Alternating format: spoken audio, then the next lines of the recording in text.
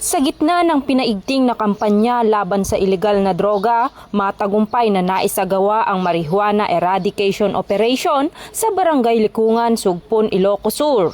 Pinangunahan ang operasyon ng pinagsanib na puwersa ng Ilocos Sur Provincial Drug Enforcement Unit, PIDEA Regional Office 1, Ilocos Sur 2nd PMFC at Sugpon Municipal Police Station kung saan natunton at natuklasan ang dalawang taniman ng marijuana.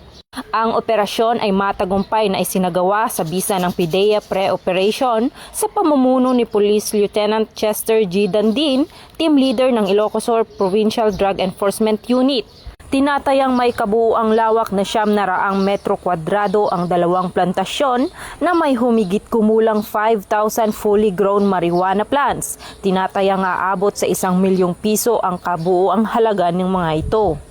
Agad na isinagawa ang dokumentasyon, inventaryo at pagsunog sa mga nasamsam na halaman habang ang mga sample ay dinala sa Ilocos Sur Forensic Unit para sa karagdagang pagsusuri. Walang naitalang naaresto sa naturang operasyon. Binigyang diin ni Police Colonel Agosto M. Asuncion, Provincial Director ng Ilocos Sur Police Provincial Office, ang matibay na paninindigan sa pagpapaigting ng mga operasyon laban sa pagtatanim, produksyon at distribusyon ng ilegal na droga sa lalawigan.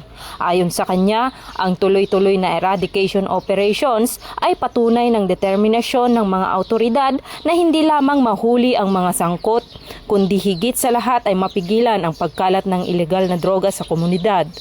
Hinihikayat din ang publiko na manatiling mapagmatsyag at makipagtulungan sa Philippine National Police sa pamamagitan ng pagbibigay ng napapanahon at mapagkakatiwalaang impormasyon kaugnay ng mga ilegal na gawain sa kani-kanilang lugar bilang bahagi ng layuning mapanatili ang kapayapaan at kaligtasan ng bawat mamamayan.